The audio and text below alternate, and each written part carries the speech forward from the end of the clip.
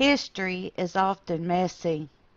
While we are sure some of our subject matter in this post may stir up controversy among the residents of Jenkins, our goals have never been of a political nature, or to stir up controversy or panic. Our goals has always been to preserve and accurately report the historical events as they happened. We do so by staying true to our source material as we can. Although, because it is history, there is always gaps in our information. When this happens, we examine all of the evidence we have and look for clues in other reported events. These clues are often found in stories that occurred prior to or just after the event that we are reporting on. We take this information and, just like a jigsaw puzzle, we try to accurately report the event without inserting our opinions. All of that being said, what we do is never easy. A simple 10 to 20 minute story or video can take days, weeks, or even years to compile, and unfortunately, they are never complete. This is simply because more and more information is being digitized. Each day, documents thought to be missing, lost, destroyed, or stolen are being found in private collections or misplaced dusty boxes of files in some storeroom. That being said, we have done a tremendous amount of research on the Elkhorn Dam and the Little Elkhorn Lake. Although we agree that the dam is in need of and must be repaired, we are not going to weigh our opinions on how this repair operation should proceed. That is for the voting residents of Jenkins to decide. We believe that if enough people living in Jenkins get involved into the project, that they and the local elected officials would see the project through and ensure that what is done is in the best interest of the town and all of the citizens of Jenkins. This means that you, the reader, and the viewer of this post or video are the judge and jury of this matter. All that is being said, we thought it may help if you knew how the Elkhorn Dam was constructed, as well as a reminder of the history that has occurred to this point to bring this 110-year-old landmark and the rest of us to this point. One of the most important needs in city planning is water sources. In 1912, the Elkhorn Dam construction reached completion in Jenkins, Kentucky. The Consolidation Coal Company built two such reservoirs. The largest was Little Elkhorn Lake, and the other was Goodwater Reservoir. Consol contracted with J.S. Byers and Sons Company out of Pittsburgh, Pennsylvania, to build these reservoirs. The natural limestone spring on the side of Pine Mountain was the perfect place for a smaller Goodwater Reservoir. This reservoir was the first to be completed, and although we said it was smaller, the Goodwater Reservoir held 1.2 million gallons of water. In addition, it was more than 30 feet deep at the side of the dam. So deep that years later, when it was converted to a town swimming pool, it caused some serious problems. It was discovered that when the converted swimming pool was so deep that those attempting to dive to the bottom of the pool often got the bends shortly after surfacing. The reservoir had to be drained, filled in, and reconstructed. The main purpose of the Goodwater Reservoir was for drinking water for the town. An army of plumbers would run pipes from the reservoir all through the towns of Jenkins, Dunham, and Burdine. By 1920, most of the houses and businesses had running water, and fire plugs ran throughout the towns. The nearby Little Elkhorn Creek was chosen as the site of the larger dam. The main purpose of the dam was steam. Generating steam to drive turbines in order to generate electricity requires a tremendous amount of water.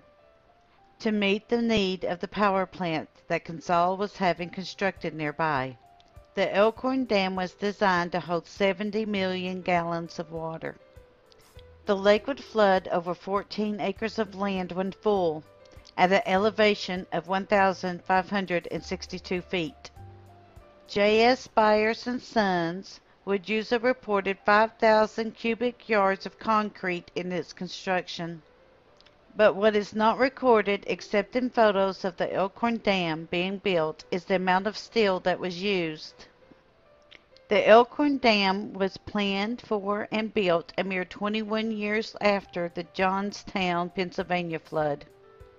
Another unknown is how many of the men on Consol's board of directors had ties to the hunting club that owned the failed Johnstown Reservoir. In any case, from looking at the construction photos of the Elkhorn Dam being built, Consol was taking no chances of another failed dam catastrophe. The natural topography of the land lent itself to a narrow gorge of Little Elkhorn Creek. The placement of the dam in the gorge would make it easier to build the dam and the lake. This would solve the issue of serving the Jenkins power plant as well as the homes of the area with running water. At one time, the lake had many activities. These activities included swimming, fishing, paddle boat rides, skiing, sailboats, canoes, and picnic areas. Most of these activities are now forbidden on or around the lake. Over the years, Elkhorn Lake has sustained damages from different things. We do know that when US 23 went down Pine Mountain in 1936, it needed a dedicated roadway.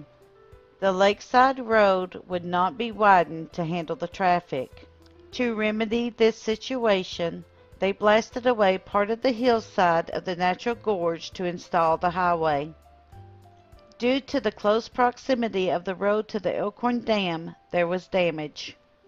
We cannot find the extent of the damage or if there was compensation proposed to fix this damage. We are leaving this space open for future finds when more information comes available. November 10, 2012, after the noon hour, the city of Jenkins had a huge surprise. A size 4.2 earthquake shook the sleepy small town at a depth of 10.56 miles, or 17 kilometers underground. The epicenter was 10 miles or 16 kilometers away from Whitesburg, Kentucky. Its final location was in Blackie, Kentucky. There is a conflicting report of the stats of the earthquake. This comes from Ziming Wang of University of Kentucky's Geological Hazards Section. Wang lists the earthquake as a 4.3 in size and a depth of 12 miles.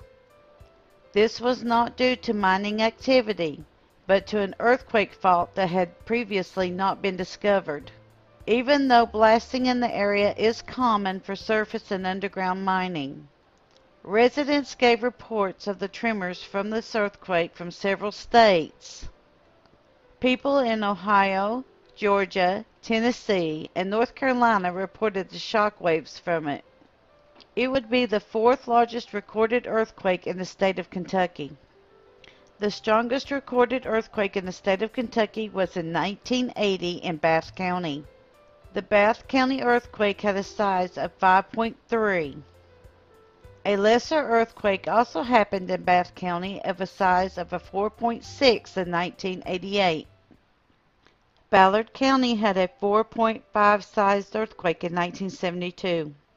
Inspectors from the Kentucky Division of Environmental Protection came to Elkhorn Lake. They joined with Jenkins City officials and Paul Nesbitt, an engineer. While the findings were that the Little Elkhorn Lake stream was 10 times larger, there was no concern for panic. But it was going to be a huge problem for the future of the dam in later years. A new leak was also discovered at the dam. The reason given was that all dams have leaks and the new one was not impeding the structural integrity of the dam. A growing need to repair the aging dam came into sharp focus on February the 6th, 2020. With a huge rainstorm and melting ground ice, the water of the Elkhorn Lake began to overflow its banks. The mounting water pressure caused great concern for the residents. The state of Kentucky has stressed that an emergency plan of action should be in place. There is no immediate threat to the dam, but over the years there have been moments of anxiety by the residents who live downstream. As of the writing of this article and the recording of this video, no comprehensive emergency plan of action is in place. 30% of the local resident population is vulnerable. It is not our goal to panic anyone with this article or video, only to bring the history of the Little Elkhorn Creek Dam. Here at Kentucky Tennessee Living, it is our wish to see the dam repaired and the lake restored to its former glory, and for the residents there to remain in peace. From everything that we have read about the subject, there is no reason for panic, but it is time for preventative actions. This includes an emergency action plan. It has now been 110 years later and the historic dam needs repairs. Little Elkhorn Creek Dam is listed as one of the most dangerous dams in the state of Kentucky.